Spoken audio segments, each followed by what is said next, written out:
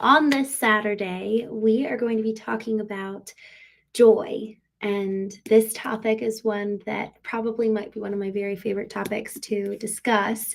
Frankly, it's one that a lot of us, man, well, actually, every single one of us has the opportunity to engage with. It's something that every single one of us has the power to choose and take hold of. And it's also something a lot of us don't realize the full power that we do have in relationship to joy, especially when it seems like everything is against us and everything seems to be going not our way. And we have this opportunity on a daily basis, sometimes multiple times a day, to decide, what will we choose? Will we choose joy? Will we choose misery? And so tonight we're going to talk about how we can choose joy on purpose and make our lives and craft our lives and design our lives so that joy is not even just a destination, but it's something that we can engage with in the moment by moment. We talk about, the process, the stimulus and the response, and then in between lies choice, according to Viktor Frankl. So in between stimulus and response is choice. And in so much of, I actually dove into this last year. And as I was really leaning into, actually, this was a different topic I was leaning into that reminded me of this quote by Viktor Frankl, between stimulus and response is choice. I was really leaning into, there's a verse where it's effectively about counting every single trial and thing that we might encounter as joy. And I was really sitting with that word trial, and I was like, what does that really mean? What's the real meaning behind that word? Because for so many of us who grew up hearing certain things and being taught and trained on certain matters, it's kind of easy to just spout off different sayings. And, we heard our parents say it. We heard it from the pulpit. We heard it from peers.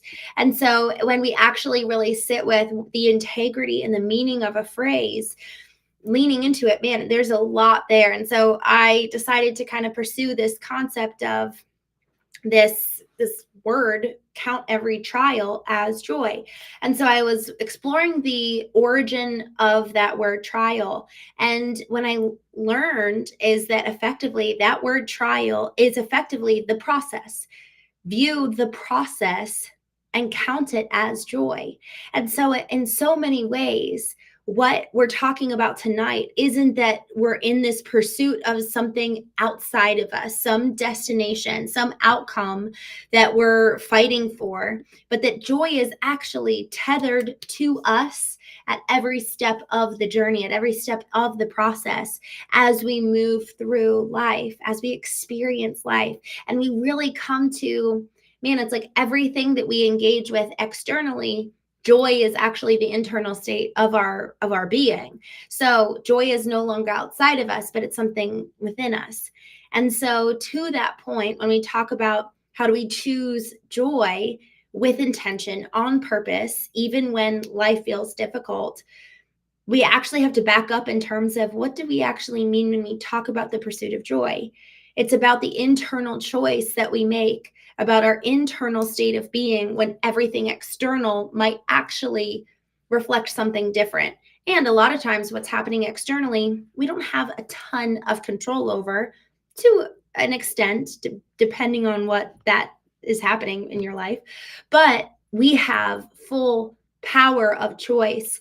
To Viktor Frankl's point, between stimulus and response is choice, therein lies the process, therein lies the cultivation, therein lies the real decision that we make about the internal state that is going to impact the response, thus the external manifestation. So we have full autonomy and full power over the inner decision that we then kind of externally reflect. And when we consider this, later on in Man's Search for Meaning, this is where the first quote came from, between stimulus and response is choice. He also says they can strip away every bit of human freedom, except they cannot strip away or steal man's power to choose. And that is the ultimate greatest freedom. So this whole conversation around joy actually resides in, what are you choosing for yourself? What are you choosing for your inner life? What are you choosing? Yes, for your external life, but it all is a reflection of our inner being and who we choose to be on the inside. So this is what we're going to be talking about tonight. And I'm just, going to take my coat off and get cozy. For those of you who have been joining me the last couple of nights, I have been filming later in the evening than I expected. Come the new year, I'm actually going to be on a much more rigid routine with the Knowing Show. And I'm going to be showing up every single evening at the same time, even with guests. And so we'll see how it goes. I think some of them will be live and some of them will be pre-recorded, just so that we can get guests on, even if it's 8 o'clock. We're going live every night, let's say Eastern, but we really want to have an amazing guest who's only available earlier in the day at like 12. So we'll be pre-recording and going live, which I'm excited for. I think the consistency will be good. I think that if we really want to create impact with this show, I think that there needs to be consistency. So with all of that, as we are in the holiday season and in the holiday spirit, things are a little bit strange on my end. For example, I am in a hotel right now. I'm in a hotel through Tuesday. I actually sublet my apartment to someone, and that started a couple days ago. So I am homeless. But anyway, so for those of you who have joined me the last couple of nights, we've gotten ready for bed together. So coming back to our topic about choosing joy, I think that the whole realization that this conversation around joy actually has a lot more to do with our choice, that was really, really helpful, because in so many ways we actually can get distracted and think that we're talking about this ethereal pursuit of something outside and something external, rather than realizing, one, it is entirely hinging on our own choice and thus our own power. Like, we have the ability to decide. And I want to lean into that. What are the obstacles that could prevent us from this choice, from choosing joy? And there's a couple of things for me specifically, a couple different examples, a couple different aspects that have really made an impact in my life that I really had to hurdle. And one of those was, there's a fear around choosing joy. It's actually very vulnerable to lean into joy and to seek it and pursue it and hope for it. There's something around this that is really important for us to identify, especially as we come close to the holiday seasons. Y'all, we have something presented to us. Almost consider every single moment around Christmas and New Year's, we have akin to like what's presented on a silver platter. We have people, we have moments, we have potential for memories, we have traditions, we have a whole slew of different, like a buffet of options, let's say. And with the people, we've got the ones that we really, really love. We've got the people that sometimes we try to avoid, and we've got all these different scenarios. And with that, all of the way that we could engage comes down to this decision of choice. What do we actually want to experience in each one of those regards? In the tradition, what do I want to experience in that regard? With my grandmother, who and what do I want to experience in that? So this whole question of choosing actually comes down even further. So we talk about the pursuit of joy, and then when we get even closer, it's like, oh, well, okay, I get to choose. I have full power. And then even beyond that, kind of narrowing down on the funnel, it's, well, what do you want? And when we think about the fear of choosing joy, if I'm going into this, let's say, tradition with, okay, I'll make it personal. My family, on Christmas Eve, we will watch the Ebenezer Scrooge with George C. Scott. That's the one that we watch, and we'll make crab cakes. And it's been a special tradition for a decade.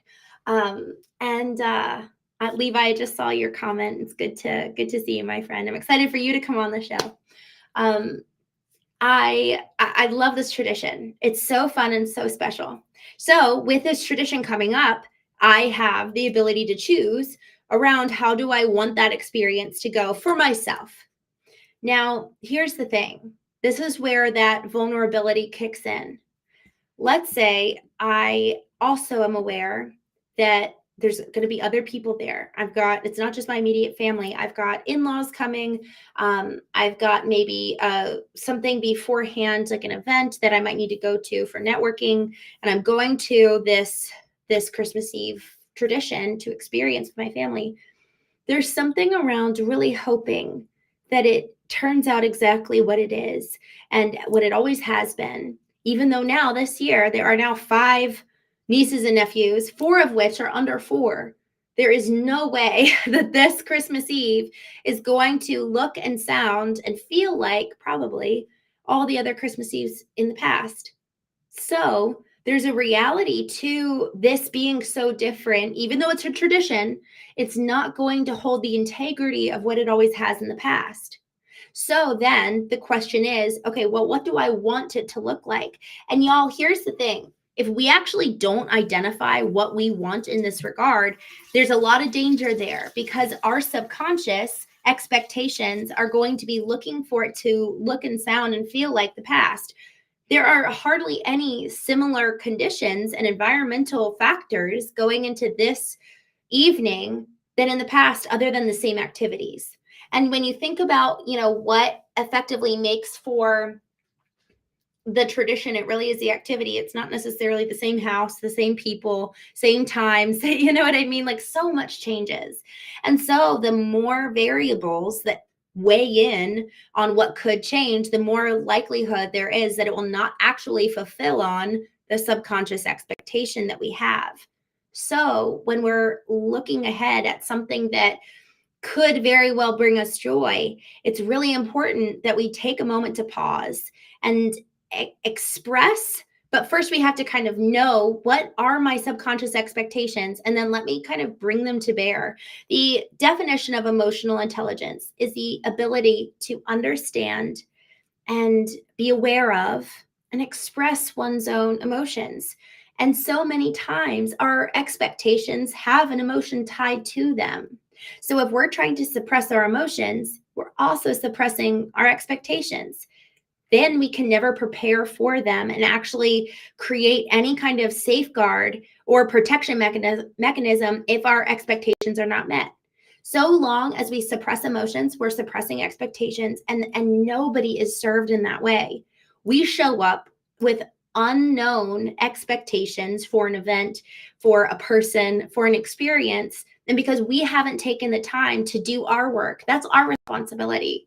The first half of emotional intelligence is entirely on us to become aware of, to understand, and then convey our emotions and subsequently expectations. But if we're not doing that, there is no way that everything that flows thereafter is going to be able to be really life-giving for ourselves and those around us. So when we kind of take this whole funnel of joy, joy is at the very top of the funnel, but then as you get more and more closer in, let's say, joy is predicated on what we choose, and what we choose is predicated on what we want. And so often what we want actually has to do with actually bringing it into conscious awareness. We're not going to know what we want. We're not going to know what those expectations are if we don't take the time to awaken the emotion associated with what we want. So this is where the first part of emotional intelligence really is important, to be able to become aware of them to begin with.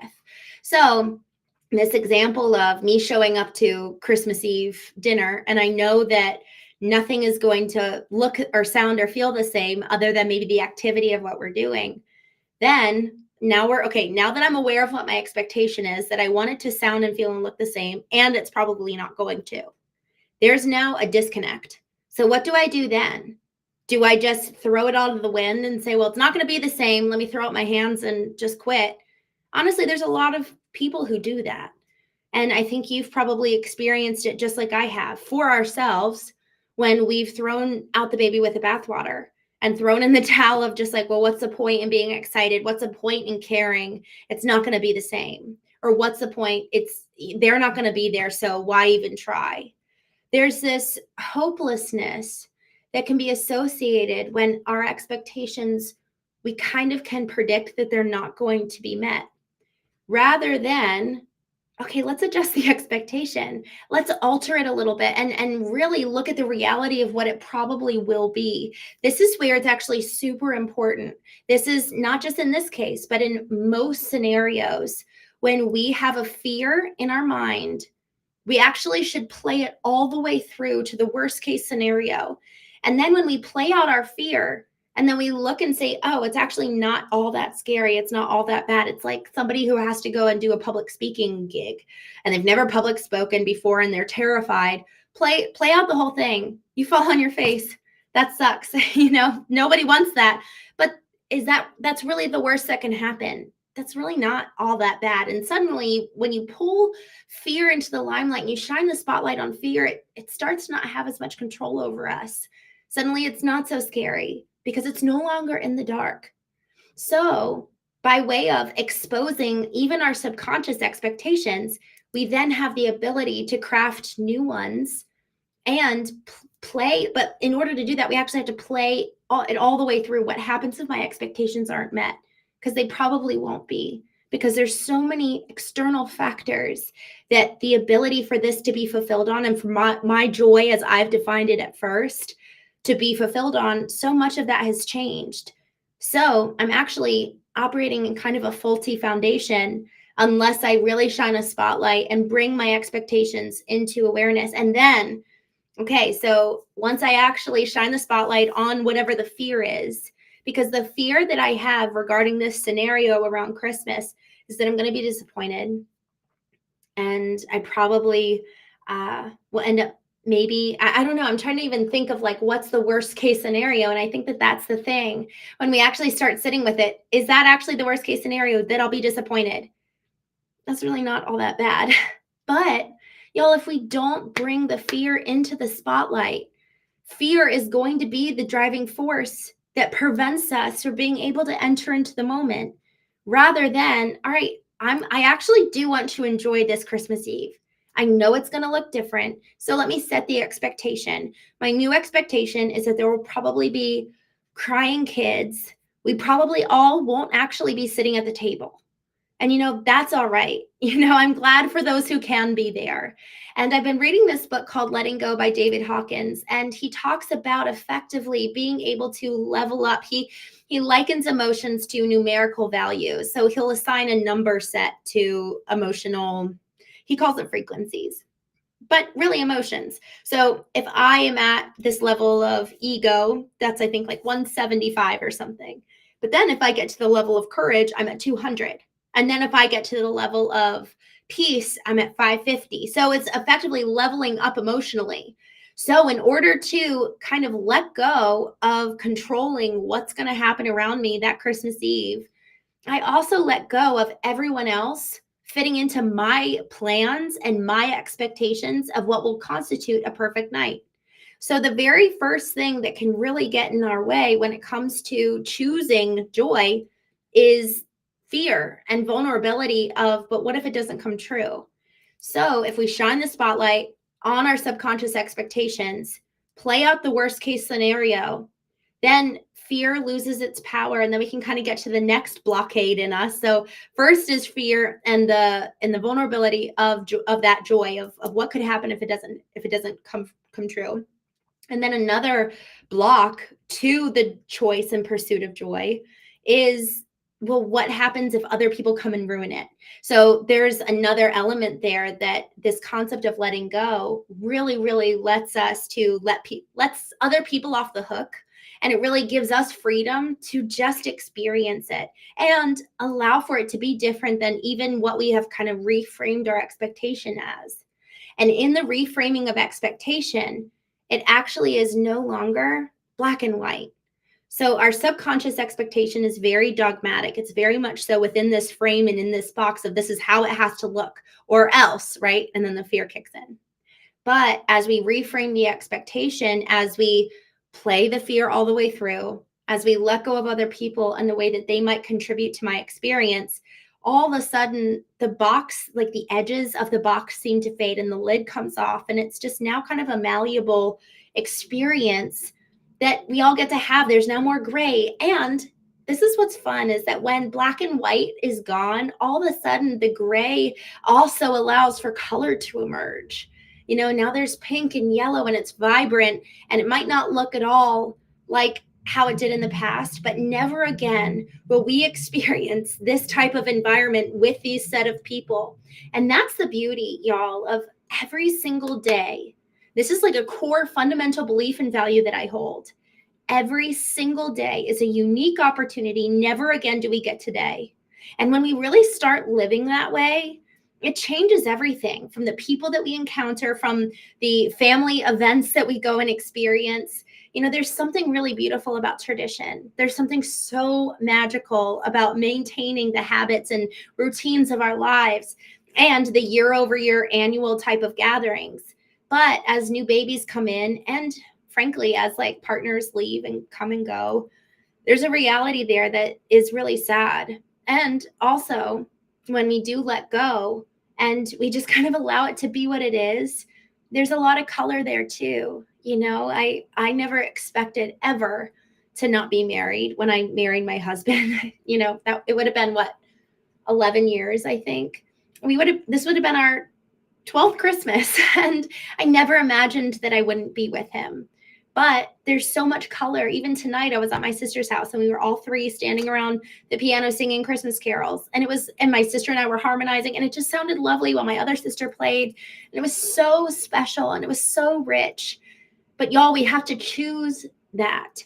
We have to choose to create beauty. So the next part, so the number one kind of block to choosing joy is fear and the vulnerability of, well, what could happen? The second is, well, what if other people mess it up? And then third, I think that there's something really, really, there's something like deep in our core. It's like, well, what if I mess it up? What if I, by way of no longer operating in my box, when I'm not operating out of performance or perfection or on autopilot, what happens then? And y'all, I've held that as a real fear for a long time. What happens if I ruin it, if I'm too big, too loud, or too much, those old narratives that other people maybe said about me or to me throughout my life. And so if we haven't come to our own ability to, talk about leveling up emotionally, if we can't let ourselves operate in freedom and move from our own box. I think of it not even as a box. I think we actually can kind of put other people in a box and put the environment in a box, but I actually think we can put ourselves in a cage. Like literally we hand the key to somebody else, or maybe we even hold on to the key the whole time, but we're people pleasing. We're trying to be perfect. We're performing. I was speaking to a mom the other day, and she was like, it's up to me to make a magical Christmas. That is so much pressure to put on you. And going back to that second reason that can kind of prohibit joy, that's a lot of pressure to put on other people. What happens if your kids get sick? They're actually preventing your ability to fulfill on what you're self-inflicting on you. You're choosing perfection over choosing presence. And when I say presence, I mean we can't actually be fully here and now in this moment if we're thinking 10 seconds, 30 minutes, 30 days ahead. If we're trying to make it perfect, then we're constantly living in some form of the future. And we're usually driven by the past. Okay, this is what we did in the past. We've got to do it again because that's what's perfect. So really, we're living either in the past or in the future. The presence is really what gives us freedom to break from our cage that we've put ourselves in by pressure, performance, perfection, and also frees other people from existing in the box that's black and white. This is how you should act. This is how you should exist. And usually the same narratives of you should are the same ones that we're applying to ourselves. I should. So when we talk about letting other people go, consequently, that's also the third thing that really allows us to have freedom to pursue joy and choose joy, is to let go of our own our own standard of perfection, because when we really think about that, who gave that to us? You know, we don't actually truly want that. I was teaching a workshop a couple weeks ago, for a community. A lot of what I'm starting to do with knowing is to actually go to other communities and talk to their groups, and it's just been so meaningful and so fun. And I was doing a workshop with a mastermind, and I had all of them, identify the key areas in their life: financially, personally, physically, relationally, professionally. They gave it a current ranking. They identified what their target number is. So if they're at a 7, they want to get to a 10. Well, what are they currently doing now that's holding them back? What does 10 look like? What's their target? What do they want? And then I asked them, after they'd completed all of this, I asked them to go back and revisit every single point and analyze, is what you want, is your current target that you've identified, your target for yourself professionally, your target for yourself relationally, what you have identified as a 10 in that category. Did you give that definition, or did someone else assign that meaning? Are you living what someone else deems as success in your life? Or have you intentionally crafted your own definition of success in every single category of your life? And what every single person found in that exercise was that every single one of them was adhering to metrics of success defined or inherited by their parents, by colleagues. This is one of the dangers. I love a good mastermind. This is one of the dangers of going into a mastermind room, is that you can be just infiltrated with what everyone else is doing, that you can get distracted, you can get off focus, and sometimes you can even leave behind some of the things that have been working for you, that you actually really, really loved, that have driven success so far. So with this whole conversation, when we start kind of moving up our own energetic emotional levels, and I really mean that. When I say emotional energetic levels, it's like, okay, what does that mean? It's when someone comes up to you and they're so full of energy, so full of life. There's an energy there, right? That's so notable. That's a demarcating experience versus most other people that are a little bit bland, let's say, that just don't have much to offer. Or even still, someone who's not just neutral, but they're actually at a lower energy level, someone whose shoulders are slumped over and they're actually in shame. And shame is the lowest emotional frequency. They're like, hi, I'm Christine, nice to meet you. And they won't really look you in the eye. Their shoulders are slumped, they're kind of hunched. You can totally sense that energy versus somebody whose shoulders back. Hi, I'm Christine. It's so good to meet you. This is who I am. Let's go. There's an energy there. There's an excitement. There's frankly, what it does is that it is a mirror for you of like, oh, well, how am I showing up? Am I able to match that? Or is that kind of, am I like, oh, I was down here, so either I need to level up, or how do I actually want to exist in this moment? So, to that point, for us to be able to choose joy, we have to consider this is number 4 in terms of what can kind of prevent us from being able to choose joy, is that we don't have the clarity around what we want our baseline to be. What do we want our modus operandi to be? What are the real values guiding me? So, number 1, again, fear and the vulnerability of joy that can prevent us from choosing joy. 2, it's the box that we put other people in that they're not liberated from, and then we control them. 3rd, we control ourselves and put ourselves in the cage of performance and perfection. And then 4th, y'all, this is huge. We don't even know. We don't even know what we want. And so the question is, do you even want joy in your life? Do you actually want that to be something you pursue?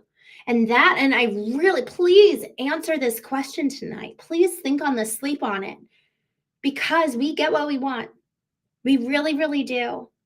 There's a self-fulfilling prophecy so often when we've spoken things out in our mind, when we've uttered it to other people, when we write it in our journal, that thing is probably bound to happen. And if we're speaking out the fear, if we're speaking out all these things that we don't want, but we're kind of talking about it a lot and talk about emotional energy, we're putting emotional energy into all these negative things. What do you expect is going to happen? I have very clear people and topics that I do not allow mental space and energy to go towards. So just like when we consider what are our values, what's the antithesis of that?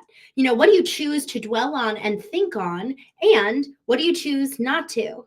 We need to know both. It's like in marketing, who's your customer, who's not your customer, who's your unideal. So we need to get clear on what is the ideal for our life. Who do we want to be? How do we want to live? What experience do we want to shape and cultivate for ourselves? Because we have the power to choose. If Viktor Frankl, someone in a concentration camp, can say that he has the power to choose his internal state, then we surely do too. So then the question is, well, what do you want? And y'all, I love joy. I really do. I wake up every morning and man, it's like, okay, this is how I want to exist. One morning I woke up and the first thing that came to mind, I was like, okay, if I was in a play right now and I was being the role of someone who is thankful, how does that person exist today? And it was just a good thought exercise. What is the role and the persona of the person that you want to be? Are they thankful? Are they present? Are they a workaholic? Are they able to give emotional bandwidth to their kids, or are they emotionally spent after work? Because the answers to those questions have to then inform the actions that we take and the manner in which we live our lives. There is so often a disparity between beliefs and behaviors. So if we want to bring those two together and see clarity and have continuity in how we show up and who we are, then we have to analyze first and chiefly, what are the beliefs that I say I hold? And so, one of those exercises that I did was I wrote my eulogy when I turned 30. Such a good exercise. A couple others are going through every single one of those key areas of my life, financially, relationally, professionally. And I write my current target state of like, well, what would I want that to look like, even just this year, because that's going to evolve. I'm going to change on a professional level as I grow, as I evolve as a leader. So this year, 2026, what does success actually look like for me? And what are the steps and what are the key KPIs, the key performance indicators that will measure whether I'm on the pathway or not? This is really, really important. So man, there's just so many different directions we can go with this. But December 18th, I'll be hosting a workshop. It's free. If you want to join, just send me a direct message. We're going to be diving deeper into this of like really setting our targets for 2026. And y'all, this is so important. This is so important that we take the time and really craft with intention the life that we want to live. So to this question of how do we choose joy? Well, do you even want it in the first place? So I've just talked about 4 different things and obstacles, I guess you could say, blockades on the pathway to choosing joy that really can make life difficult to allow for us to choose it. And it's not even just life. A lot of times it's the internal blocks, right? But practically speaking, what are some positive things we can do that would really propel us forward? For me, my early morning, the second I wake up, I do not touch this thing until my routine is done. And I have a very clear morning routine.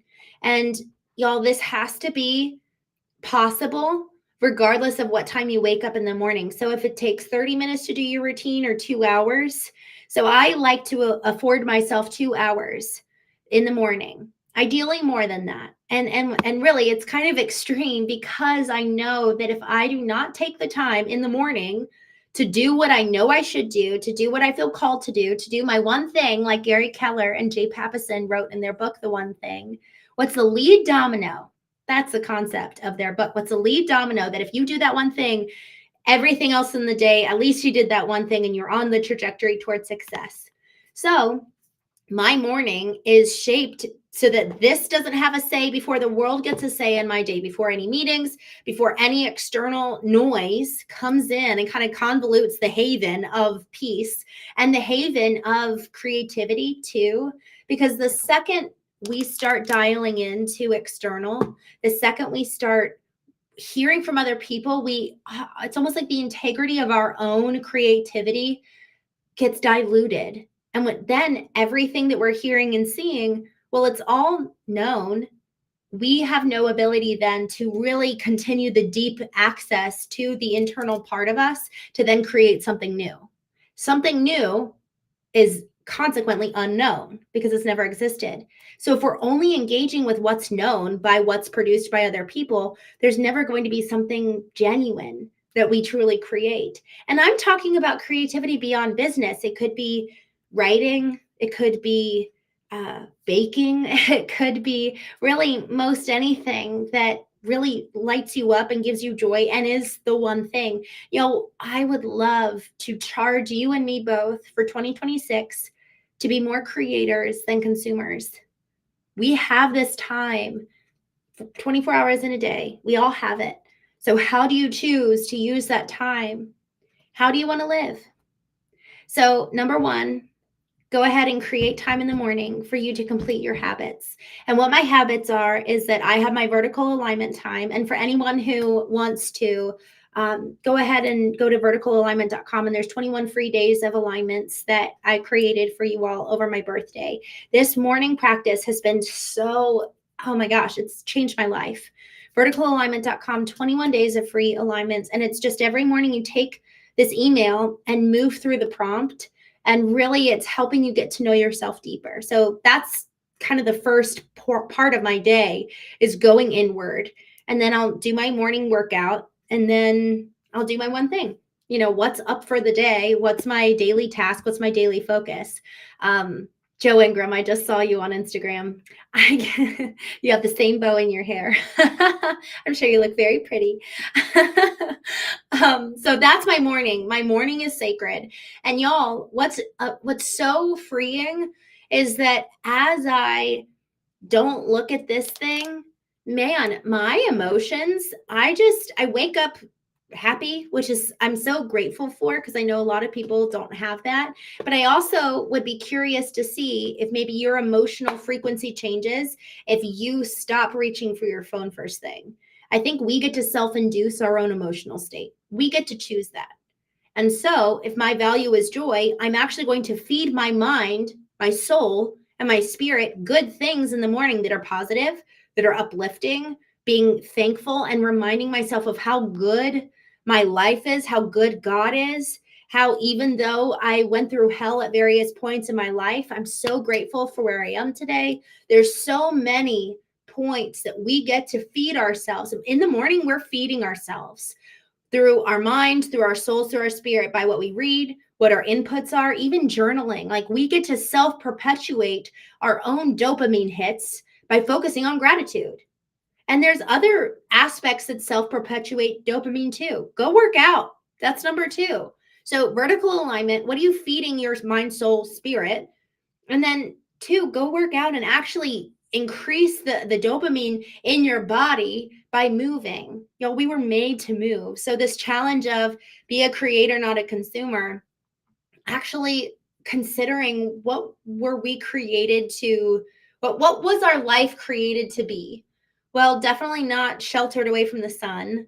The sun is really, really important. So that's another thing that I do between like 7:30 and 8:30 or 9 every morning, is I actually just sit outside in the sun for 10 minutes. I feel like I'm soaking in vitamins. That's what it feels like. So vertical alignment first thing, feeding my body, mind, soul, spirit. 2, exercising. 3, sitting in the sun. Each one of those sets my circadian rhythm, my mental state, my physical state to one that's effectively aligned. That I have chosen my morning. And frankly, y'all, there's something about the autonomy of choice that is so critical. There's a quote, I actually have it in my book, Knowing, that talks about the need, like the desperate need for autonomy in a child. They really start acting out if they don't feel like they're listened to, if they don't feel like they're respected. And y'all, that doesn't change when we enter adulthood. In fact, that probably gets worse. So for all that to say, y'all, we really need to be taking real radical responsibility for our lives. Who do we want to be? And is joy even a value that you hold? Because it might not be. Maybe you want peace. Peace is a value I hold too. But each one of those practices, frankly, I think joy is a byproduct of peace, and peace is a byproduct of joy. I think that they're actually very entwined together. Levi on Facebook made a comment. He said, "You're a believer." And I really do believe in God. I really love God. It's a really personal thing for me in some ways, because in the darkest night of the soul, and I've heard a lot of people, it's like when they are just utterly broken, it's wild how in the broken places and in the broken parts you experience hope. It's like the veil thins when you're in that amount of pain. I experienced it with my sister when her husband was killed and she had her 3-week-old baby girl. It was like the heaven parted and God came and met her. And even now I get chills thinking about it. And so this is what's fun, is that it's not just in the pain that we experience hope, but man, is there hope right now, even more so. And so remembering the core anchors, that when we are going through hell, like literally in the darkest days, us doing this work right now of training our mind, our body, our soul to respond to us, we are the masters. The body is not the master. Y'all, men coming back from Vietnam, they were analyzed by Bessel van der Kolk, who was a psychiatrist, and he coined the term post-traumatic stress disorder. Up until the 80s, I think it was, that wasn't a thing. People were being put in mental institutions because people didn't understand the outbursts that their physical body was having, because they didn't understand that they were no longer in those traumatic situations. The body kept the score of wars at Vietnam and of course, centuries past, and they didn't understand. So the more that we do the work that is knowing and going inward and understanding all the other conversations we've had on the Knowing Show about moving through the knowing framework, and actually going and doing the work to who do I want to be, and understanding the past and how that shows up in the present, we slowly get to be the ones who are at the helm of the ship guiding us forward. And our body comes into submission under us. Our mind comes into submission under us, even our health. There is literally science that shows that if you actually have cultivated your mind and your body to such a point, you really can speak out what it is that you choose for your body. It's yours. And isn't that a cool thing? We actually get to choose the health and wellness of our being. The question is, do we want that? Do we want to be healthy? Because y'all, there is an addiction to negativity. That's another thing that's been scientifically proven. Like literally watching MR and what is it? I guess I forget the actual scan. They're watching brain activity by negative stimuli. And the brain is firing really high because the brain wants to be in this kind of negative survival primal state. Our body is kind of programmed for that survival instinct: fight, flight, freeze, or fawn. So we have to be proactive to train it to move away from that and recognize what a blessing that we're sitting here with a laptop in front of us in the comfort of our home. No one's chasing us. We have to program our body that that's the case and bring it to stasis so that we can actually become more evolved selves. We live in this time where we're not being chased, and we don't have to wonder where food's coming from for so many of us, and what a blessing that is. So it's time that we need to actually elevate our body to match where we are physically, in our physical surroundings. But so much of that does predicate on what you want. Who do you want to be? What values do you hold? And do you actually want to live a life of joy? Because if so, you have to start moving away from negativity. One last thing I'll say. I was working, doing the Known Founder with an executive, decamillionaire, so successfully exited many businesses, great, wonderful human. And he and I were talking about what fills his Facebook feed. It's terrible news. And he finds himself getting angry a lot. So, what are your inputs? What are you currently feeding your mind? Again, the 3 practices, super, super easy. If you want to start choosing joy, take your power back. By taking back your mornings. Vertical alignment, go to verticalalignment.com, 21 free prompts. It will arrive in your inbox. It's super easy. Just take the time in the morning to do it, 10, 15 minutes or more. Do a workout, move your body, and then get sunlight early in the morning to kind of activate your circadian rhythm. It's wild how much the mind, body, soul all work together in harmony if we so choose. And we have the power of choice. So